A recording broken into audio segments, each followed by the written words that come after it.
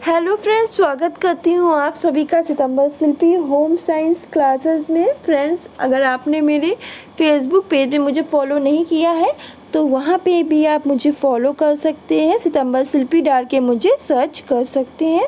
साथ ही आप इंस्टाग्राम पे भी मुझे सर्च कर सकते हैं। तो फ्रेंड्स, शुरू करते हैं आज की वीडियो।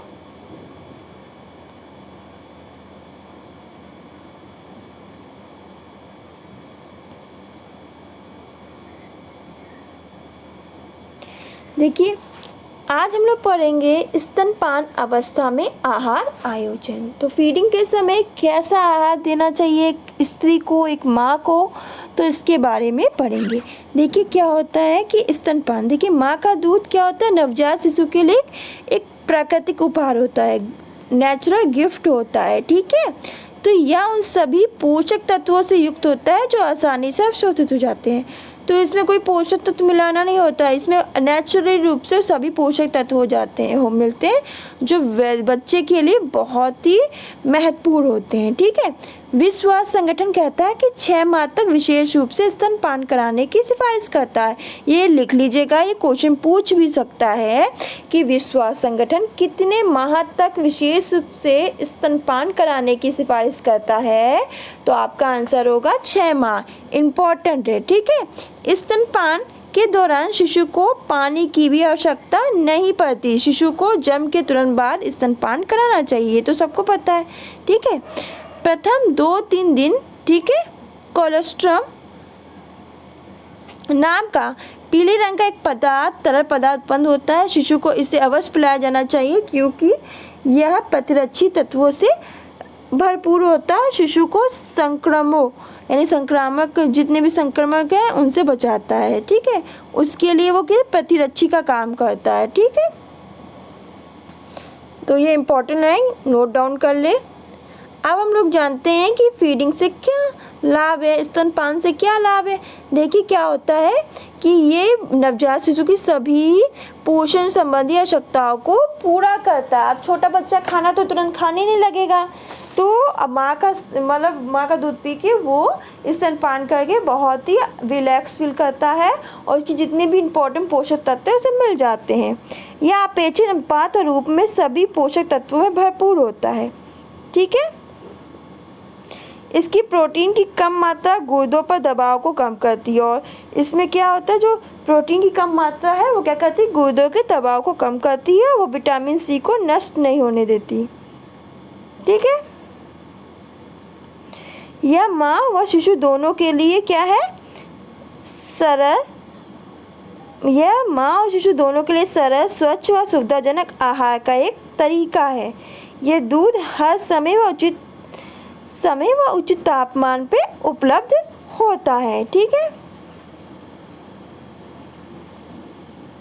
इसमें प्रतिरक्षी तत्व मौजूद होने के कारण यह शिशु के जठर अंत्र संबंधी, सीने व मूत्र संबंधी संक्रमण से बचाता है। तो इसमें क्या होता है, इसमें प्रतिरक्षी तत्व होता है। ठीक है, जो क्या नवजात शिशु की रक्षा करता है, होने के कारण यह क्या शिशु के जठर अंत्र संबंधी, सीने व मूत्र संबंधी संक्रमण से बचाता है, उसे प्राकृतिक प्रतिरक्षा देता है।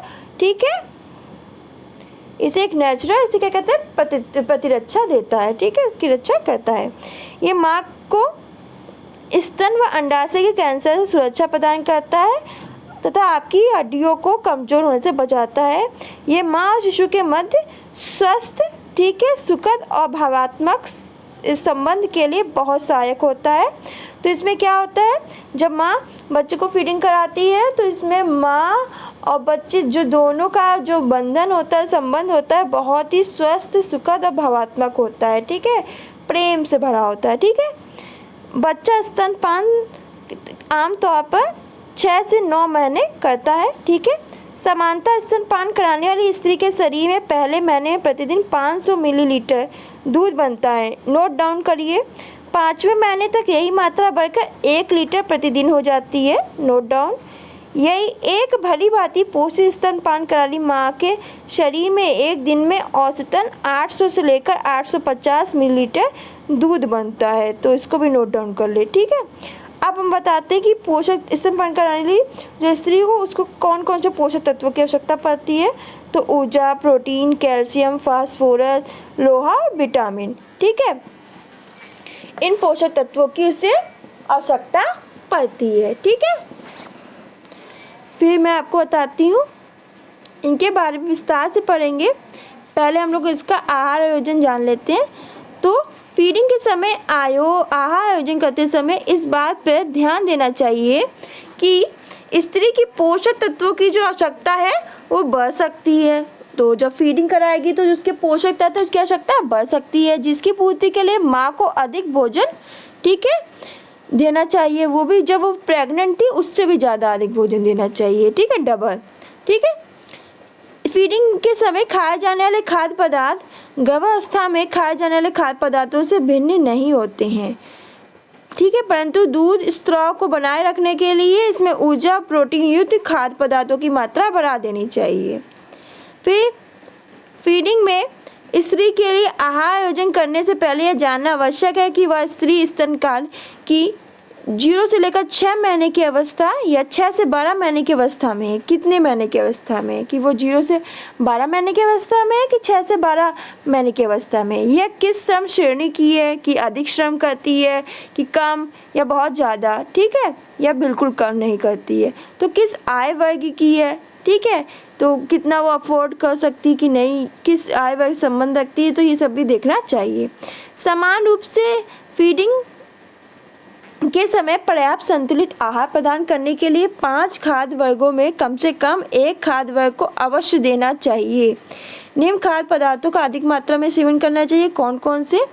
तो पहले तो बता दें अनाज, इसमें गेहूं, चावल, ज्वार, बाजरा या कोई अन्य मुख्य अनाज हो। ठीक है, दालें हो, अगर आप मांस, मछली, अंडा खाती हैं तो वो भी ले लीजिए। ठीक है, दूध या दूध से बने पदार्थ हो, हरे पत्तेदार सब्जियां हो व अन्य सब्जियां, विशेष कर पीली व नारंगी रंग जैसे गाजर, सीताफल। ठीक है, फिर मौसम के फल विशेषकर, ठीक है, जो मौसमी फल वो ले लीजिए, संतरा, नींबू।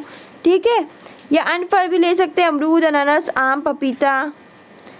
ठीक है, उसके अलावा मूंगफली, नारियल, तिल आदि भी ले सकते हैं। ठीक है, फीडिंग कराने वाली स्त्री को प्रतिदिन कम से कम 500 मिलीलीटर दूध पीना चाहिए। ये इम्पॉर्टेंट है, कितना ये पूछ सकता है क्वेश्चन। उसे दिन में खाए जाने वाले भोजन की मात्रा बढ़ा देनी चाहिए। उसे पूरे दिन में खाए जाने वाले आहारों की संख्या भी बढ़ा देनी चाहिए। तो आज हम लोगों ने पढ़ा कि एक स्तनपान कराने वाली स्त्री का आहार आयोजन कैसा होना चाहिए।